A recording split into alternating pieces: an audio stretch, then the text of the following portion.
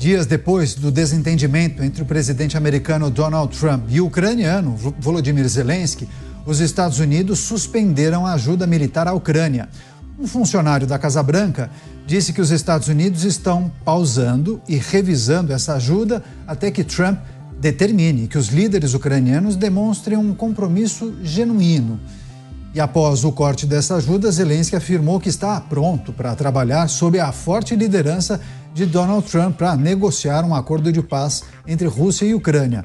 O presidente ucraniano também definiu o bate-boca que aconteceu dias antes no Salão Oval como lamentável.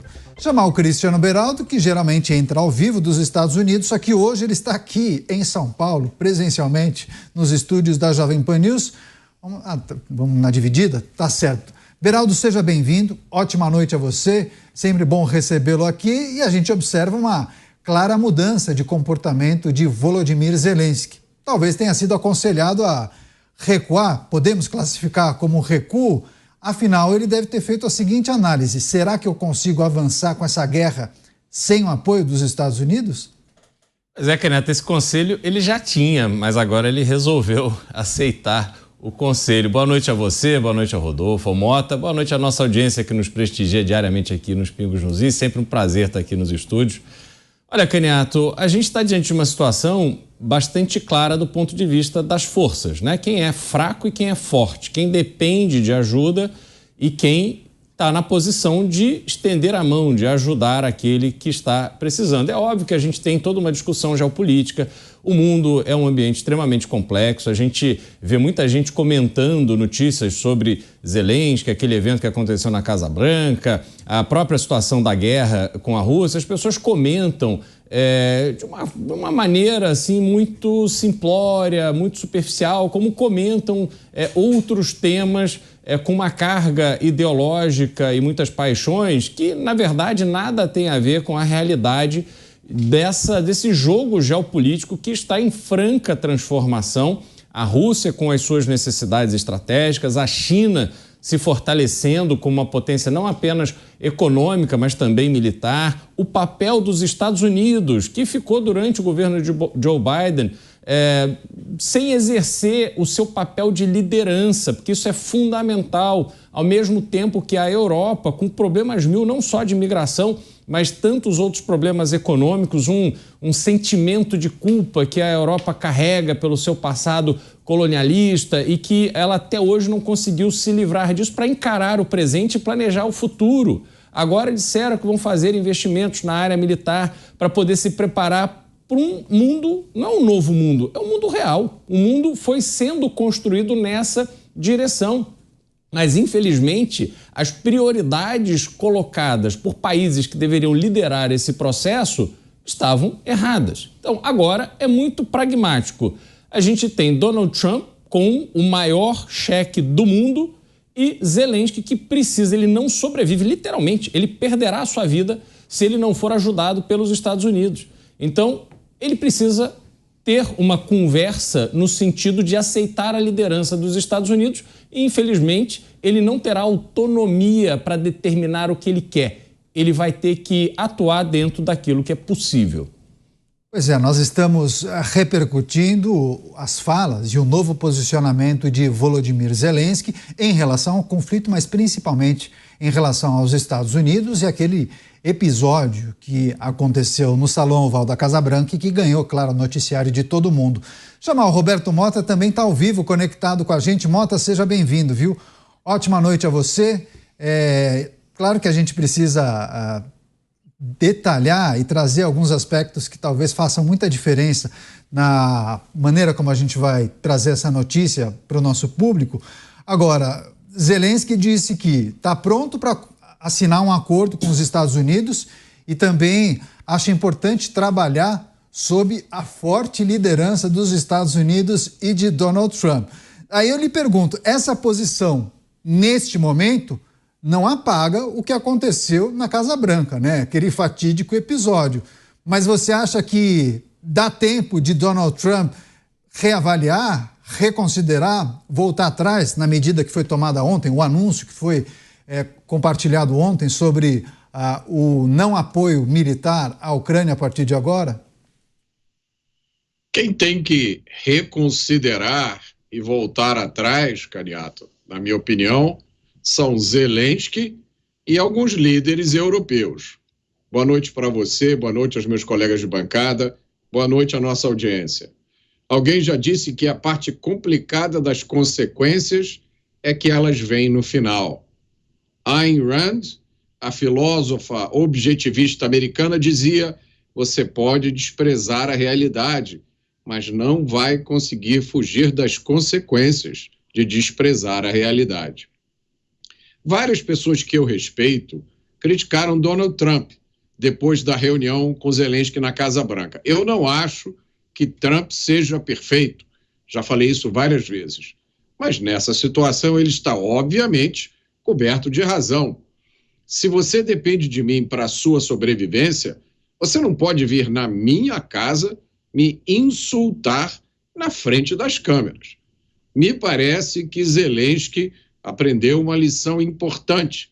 Quem sabe na próxima reunião ele apareça até vestindo um belo terno. Pois é, notícia de abertura de Os Pingos nos Is. Presidente da Ucrânia, Volodymyr Zelensky, disse estar pronto para negociar um acordo de paz. Só que isso acontece após os Estados Unidos anunciarem a suspensão do apoio militar à Ucrânia. E aí, Zelensky disse, até classificou aquele bate-boca, aquele episódio com Donald Trump e J.D. Vance como lamentável. Fez uma postagem, inclusive, na rede social X. Enfim, vários aspectos para a gente trazer, discutir, analisar. O Rodolfo Maris, que vocês conhecem bem, provavelmente já o assistiram no programa Linha de Frente ou no Tá na Roda, também faz participações no Jornal da Manhã. Hoje está aqui com a gente, programa Os Pingos nos Is. Legal, Rodolfo, tê-lo aqui. Muito obrigado pela gentileza em atender ao nosso chamado, ao nosso convite. Enfim, assunto de abertura, esse novo capítulo dessa situação que envolve a Ucrânia e os Estados Unidos. Olha só, primeiro eu quero dizer que é um prazer estar do seu lado aqui, Caniato, com essas feras do jornalismo, meus amigos de bancada aqui. É sempre um prazer estar com vocês. E vamos lá, falando de Estados Unidos e Ucrânia, né, cara, não tem muito o que ser falado porque não há um novo. De fato, eu vou parafrasear aqui o Voltaire, que diz o seguinte: a guerra é a maior dos crimes, mas não existe agressor que não disfarce o seu crime com pretexto de justiça. Talvez o Zelensky deve ter lido, né, essa grande pragmática de Voltaire e deve ter voltado atrás. Mas a pergunta que eu quero fazer para vocês aí em casa e para os meus amigos de bancada aqui é: precisava daquele papelão no salão oval da Casa Branca para depois ele voltar atrás e dizer que aceita esse acordo de paz? O que ele foi fazer lá nos Estados Unidos, de frente com Donald Trump, ele com todas as negociatas na mesa, ele com todas as cartas, ele que é dono de cassino, né, e bem famoso porque ele falou das cartas em jogo, precisava do Zelensky passar por aquilo, e muita gente falando que o vice-presidente dos Estados Unidos foi quem estava isqueirando aquele negócio, era o isqueirinho de todas as discussões que ali aconteceram. E eu vejo ali um protagonismo do vice-presidente dos Estados Unidos, que eu acredito que deve ter tido um acordo antes, porque em momento algum nos Estados Unidos se viu algo tão pragmático de um vice-presidente da República numa reunião daquelas. Mas a pergunta que fica aqui, Caniato e meus amigos de bancada e nossa audiência é: precisava passar por aquilo para agora aceitar o acordo de paz? Pois é, e justamente auxiliares de Volodymyr Zelensky devem ter feito a seguinte avaliação: olha, presidente, talvez seja importante que o senhor emita um comunicado neste momento, fazendo uma sinalização para o governo dos Estados Unidos. Foi tarde esse comunicado? Ele deveria ter feito algum tipo de menção ao episódio, talvez no próprio dia? Ele se arrependeu? Você acha que dá tempo ainda de reverter um cenário que é muito ruim para a Ucrânia nesse momento, Beraldo? Sem dúvida nenhuma, esse cenário será revertido porque é a única alternativa possível. O que aconteceu quando ele saiu dos Estados Unidos, ele foi se encontrar com líderes europeus e a conversa na Europa foi a reafirmação de um apoio total dos países europeus à Ucrânia, mas com uma condicionante. A participação dos Estados Unidos é fundamental, porque a Europa ela está com dificuldade de dar conta de si própria. Imagina bancar uma guerra onde o outro lado, o exército russo, com centenas de milhares de soldados dentro do território ucraniano, mais centenas de milhares de soldados ainda em solo russo, se preparando para uma invasão, enfim, disponíveis ali para praticar qualquer estratégia que seja definida pelo alto comando do exército russo. Então a situação da Ucrânia ela é inviável sem o apoio dos Estados Unidos e da Europa. Agora, a gente precisa também ter uma avaliação mais serena sobre o que aconteceu no Salão Oval, no sentido de que você tem um líder de um país, gosta ou não gosta do Zelensky, ele é presidente de um país que está em guerra.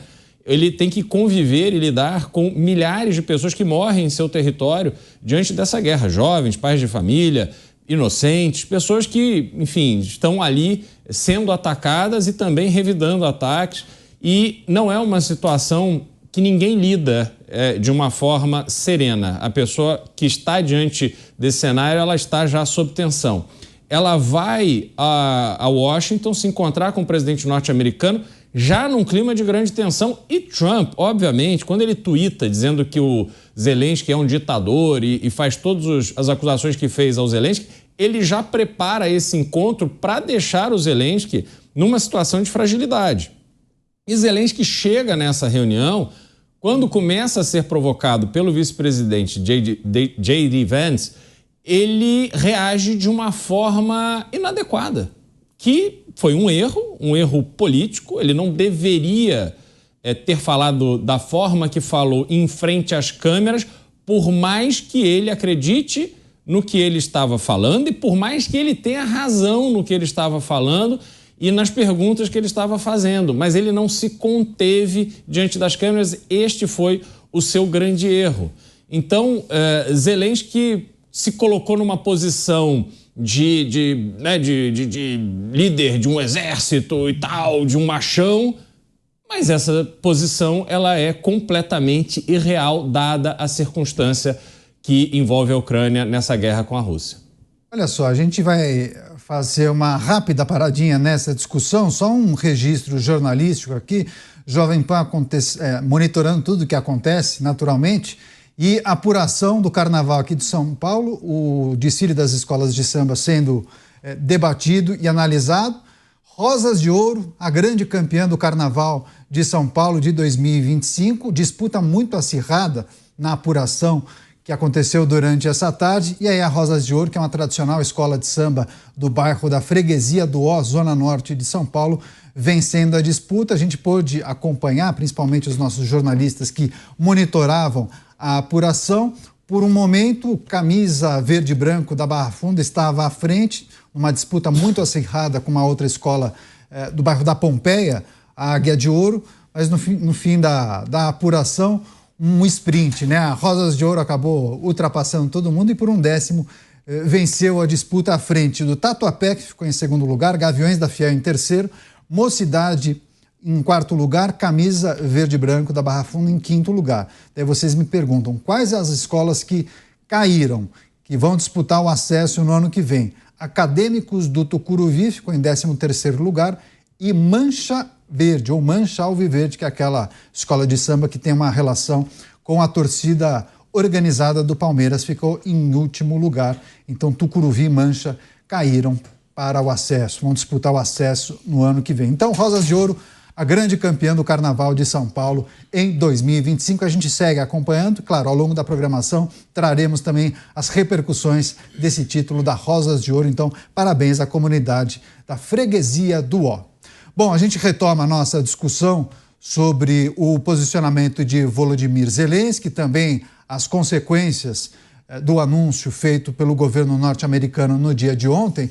E aí, claro que a gente também tem que destacar, né, Mota, quais são os caminhos possíveis para Volodymyr Zelensky e para a Ucrânia, caso Donald Trump e os Estados Unidos mantenham essa posição, pelo menos por enquanto, de não fornecer mais nenhum tipo de apoio à Ucrânia.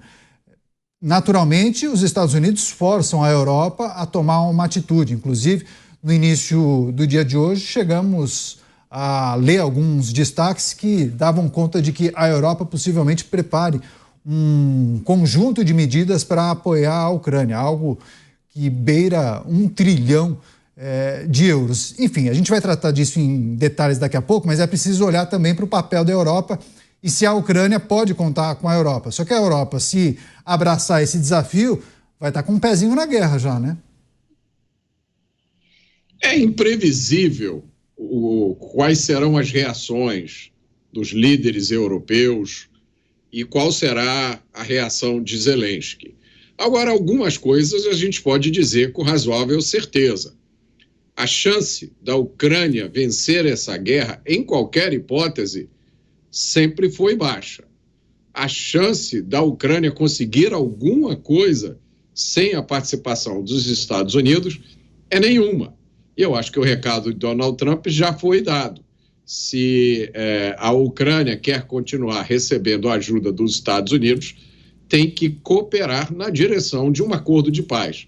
Esse acordo de paz provavelmente não vai atender 100% dos desejos, dos planos de Volodymyr Zelensky e nem da Europa. Mas é a hora da Europa cair na real. A Europa está travando, nos principais países europeus, está sendo travada uma batalha pela sobrevivência da civilização europeia.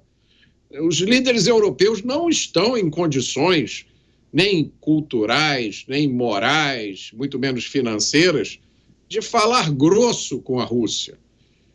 Eu fiz um tweet ontem em que eu disse, olha, a Europa precisa se unir e vencer a Rússia, porque senão a liberdade pode acabar. Por exemplo, senhoras podem ser presas por estar rezando silenciosamente em uma esquina. Aconteceu na Inglaterra. A polícia pode entrar na casa das pessoas e fazer operações de busca e apreensão por causa de uma postagem que foi considerada discurso de ódio. Aconteceu na Alemanha. Uma senhora pode ser presa porque criou um serviço de aconselhamento para mulheres que queriam abortar. Ela disse, antes de abortar, fale comigo. Foi presa, aconteceu na Escócia. Gangues podem cometer estupros em massa durante anos e permanecer impunes. Aconteceu no Reino Unido. Tudo isso já está acontecendo na Europa. Acontecendo porque os líderes europeus permitiram, ou em alguns casos, promoveram tudo isso. Ao mesmo tempo em que dependiam dos Estados Unidos para sua defesa. Então, agora, esses líderes europeus têm algumas escolhas muito difíceis pela frente.